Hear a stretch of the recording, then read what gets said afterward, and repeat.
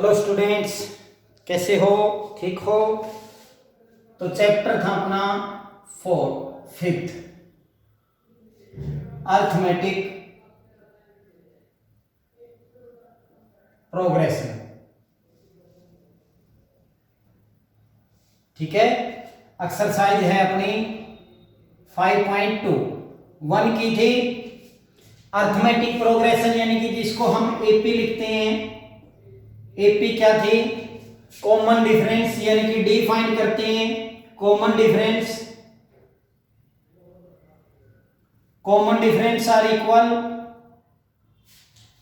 Then the given series are AP, यानी कि arithmetic progression. कोई भी समानांतर श्रेणी क्या होती है? एक ऐसी श्रेणी जिसका सारा अंतर एक समान हो, उसको हम समानांतर श्रेणी या एपी कहते हैं।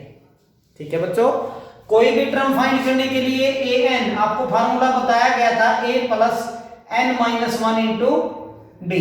कोई भी टर्म फाइंड करनी हो तो यहां से हम फार्मूला है a n equal to a plus n minus one into d. ये फार्मूला यूज करके हम कोई भी समानांतर श्रेणी की कोई भी टर्म आप फाइंड कर सकते हैं। ठीक है, तो देखिए क्वेश्चन एक्सरसाइज 5.2। अब यहां देखिए a इक्वल टू दे रखा अपना a equal to minus 18.9, d दे रखा अपना 2.5 और a n दे रखा अपना 3.6। n फाइंड करना आपने। ठीक है बच्चों, a इक्वल टू क्या है? माइनस 18.9, d इक्वल टू क्या है? 2.5, a n इक्वल टू 3.6 और n क्या है आपने फाइंड करना है। तो यहां से देखिए अपने पास फार्मूला है a n equal to a plus n minus one into d. अब यहां देखिए a n की वैल्यू है, a n की वैल्यू रख दीजिए 3.6 इक्वल टू a क्या है आपका? माइनस 18.9 प्लस n आपने फाइंड करना है, d की वैल्यू क्या है? 2.5। यहां से हम इसको इस साइड लेके आएंगे तो 3.6 ये माइनस है तो प्लस हो जाएगा 18.9 equal to 2.5 into n minus 1। अब इसको ऐड कर दीजिए, 9 और 6 5.1 15.1, 3 और 8 11 12 कैरी 1 और ये 2 इक्वल टू क्या है? 2.5 इंटू में एन माइनस 1। ये चीज इसके डिवाइड में आ जाएगी, 2.5 divide by 2.5 equal to n minus 1। अब यहां देखिए पॉइंट के बाद 1 डिजिट है, पॉइंट के बाद 1 डिजिट, यानी कि दशमलव के बाद एक अंक इसमें है, एक अंक इसमें है, पॉइंट खत्म हो जाएगा। 225 बाय 25 इक्वल टू क्या जाएगा? N minus 1। ये कट जाएगा इसके 90। ठीक है, 25 9 जा 225, तो यानी कि 9 इक्वल टू क्या है आपका? 9 इक्वल टू एन माइनस 1 को इस साइड ले आइए, 9 प्लस 1 हो जाएगा इक्वल टू एन, 9 और 1 क्या हो जाएगा आपका? 10 इक्वल टू क्या है आपका? एन की वैल्यू। इस प्रकार आप एन की वैल्यू फाइंड कर सकते हैं। तो देखिए किसी में आपका डी पूछ रखा होगा, किसी में आपको एन निकालना होगा, किसी में आपको ए एन निकालना होगा, किसी में आपको ए निकालना होगा। तो ये क्वेश्चन है जो फर्स्ट है, रिमेनिंग पार्ट जो बचे हुए पार्ट है वो आपने खुद सोल्व करके देखने हैं। तो इस प्रकार जैसे देखिए ए की वैल्यू दी थी, डी की वैल्यू दी थी, ए एन की वैल्यू दी थी, एन आपने फाइंड करना था। तो अपने पास फार्मूला है a n equal to a plus n minus one into d. तो ए की वैल्यू, ए एन की वैल्यू रख दी, ए की वैल्यू रख दी, यहां डी की वैल्यू पुट कर दी। ए की वैल्यू को इस साइड लेकर आए, प्लस की होगी 2.5 इंटू एन माइनस 1, इन दोनों को प्लस किया 22.5 equal to 2.5 into n minus 1। इसके 2.5 डिवाइड में आ जाएगा, यहां इसकी प्रोडक्ट भी कर सकते हैं इसके साथ, लेकिन आप इसकी डिवाइड में ले आइए, आसान हो जाएगा। डिवाइड करने के बाद आपका 9 इक्वल टू क्या है आपका? एन माइनस 1 को इस साइड ले आइए, प्लस का हो गया, तो 9 प्लस 1 कितना हो गया आपका?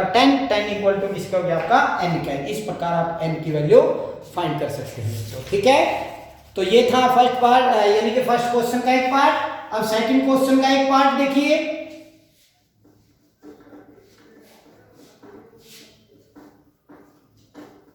जैसे देखिए आपको क्या दे रखा है, वे कोई भी अर्थमेटिक प्रोग्रेशन दे रखी है।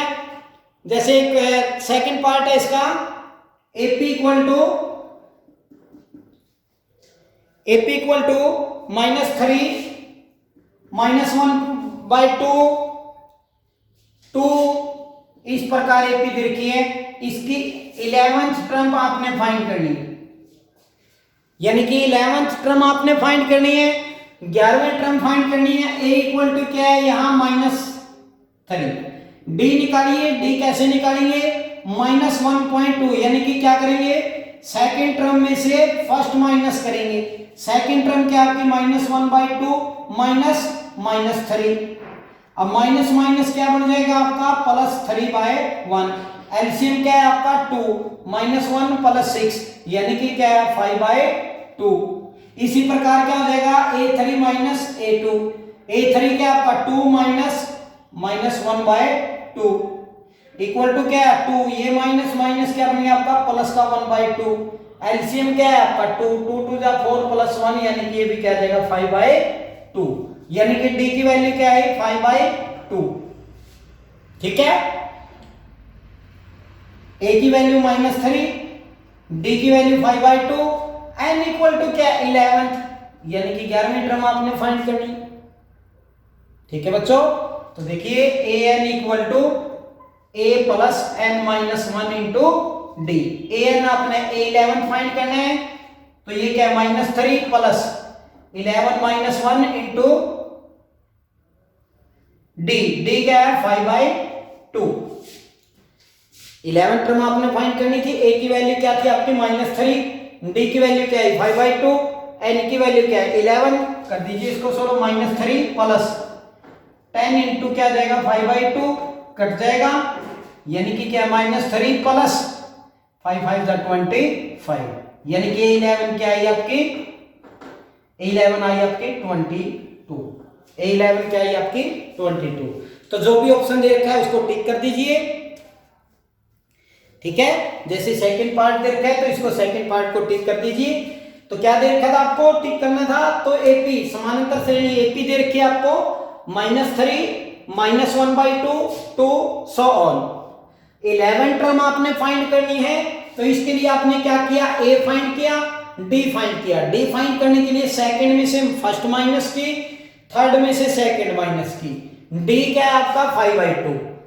एन यानी कि 11th टर्म आपने फाइंड करनी है, तो एन इक्वल टू क्या है 11। आपके लिए कोई भी टर्म निकालने का फार्मूला है आपके पास, a n equal to a + n - 1 into d. आपने a की वैल्यू पुट की, n की वैल्यू पुट की, d की वैल्यू पुट की, इसको सोल्व किया, तो यानी कि A11 क्या है आपकी 22। A11 क्या है आपकी 22। ठीक है, तो 22 जो भी ऑप्शन है उसको टिक कर दीजिए। ठीक है बच्चों, एक पार्ट है इसी प्रकार आपने करके देखना है। अब है थर्ड क्वेश्चन। थर्ड क्वेश्चन में क्या देखा है, थर्ड क्वेश्चन में फिलिंग इन द ब्लैंक्स, यानी कि बीच में बॉक्स दे रखे हैं, जो बॉक्स आपने फिल करनी है। जैसे देखिए, जैसे फर्स्ट क्वेश्चन है 2, ये बॉक्स दे दिया, फिर दे दिया इसने 26। ठीक है बच्चों, तो इस बॉक्स की यानी कि यहां नंबर लिखना आपने, इस बॉक्स में नंबर लिखना है। a इक्वल टू क्या दे रखा है आपका 2, और क्या दे रखा है थर्ड टर्म दे रखी है आपकी 26।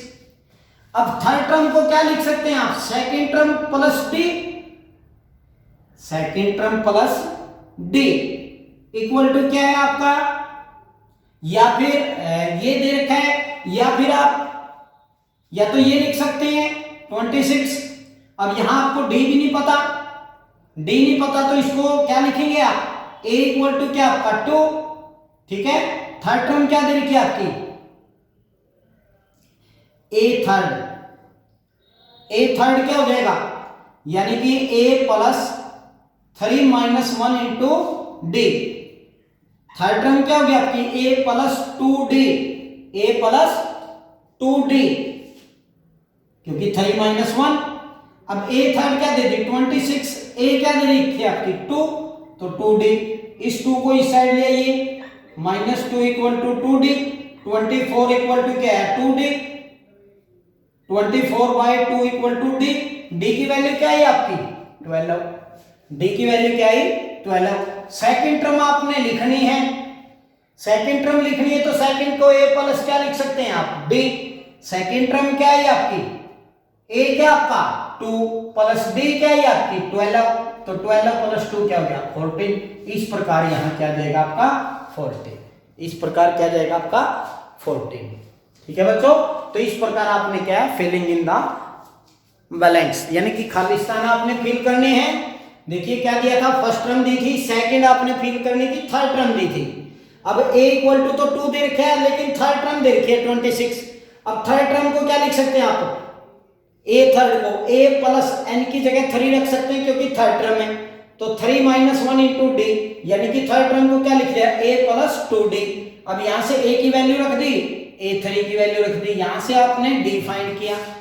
d फाइंड करने के बाद सेकंड टर्म को आप क्या लिख सकते हैं a प्लस d, a की जगह 2 रख दिया, d की जगह 12 रख दिया, तो सेकंड टर्म क्या है आपकी 14। तो इस प्रकार आप खाली स्थान में 14 फिल कर सकते हैं। एक और देखिए,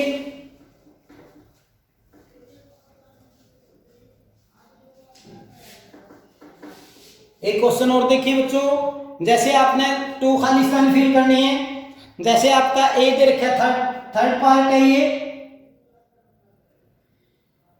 इसमें क्या दे रखा है 5, फिर बॉक्स दे दिया, थर्ड का भी बॉक्स दे दिया, फोर्थ टर्म दिया आपको 9/1/2, यानी कि यहां हमें फर्स्ट टर्म दी है और फोर्थ टर्म दी है 9/1/2 यानी कि 19/2, 2 9 जा 18 प्लस 1 19/2। ठीक है बच्चों, तो यहां से हम देखिए क्या लिखेंगे, फोर्थ टर्म को क्या लिख सकते हैं a plus 3d, a plus 3d, a fourth क्या दे दी 19/2, a क्या दे रखा है आपका 5 प्लस 3d, 5 को इस साइड ले आइए, 19/2 minus 5/1 equal to 3d, LCM क्या है 2, तो ये क्या है आपका 19 माइनस 10 इक्वल टू 3d, तो क्या बच गया 9/2 इंटू 3d, 9/2 इंटू क्या गया 1/3 इक्वल टू d, 3 से ये कैंसिल हो जाएगा, d की वैल्यू क्या है 3/2, d की वैल्यू क्या है 3/2। अब आप सेकंड टर्म को क्या लिख सकते हैं a प्लस d, a क्या आपकी 5 प्लस 1/2 सॉरी 3/2, d की वैल्यू क्या 3/2, एलसीएम 1 आया तो बाय 2 आएगा, 10 प्लस 3 यानी कि 13/2, ये 6/1/2, तो यहां क्या लिख सकते हैं 6/1/2। अब थर्ड टर्म है, थर्ड टर्म को क्या लिख सकते हैं second term plus d, second term क्या है 13/2 प्लस 3/2, एलसीएम दोनों का 2 है तो एलसीएम 2, 13 प्लस 3 यानी कि 16/2, कट के क्या है आपका 8 क्या जाएगा आपका थर्ड टर्म आ जाएगी। ठीक है बच्चों, ठीक है, तो इस प्रकार आपने क्वेश्चन करके देखने हैं। ठीक है, तो इस प्रकार आपने फर्स्ट सेकंड और थर्ड क्वेश्चन आपने करने हैं, फोर्थ क्वेश्चन नेक्स्ट करेंगे। Thank you.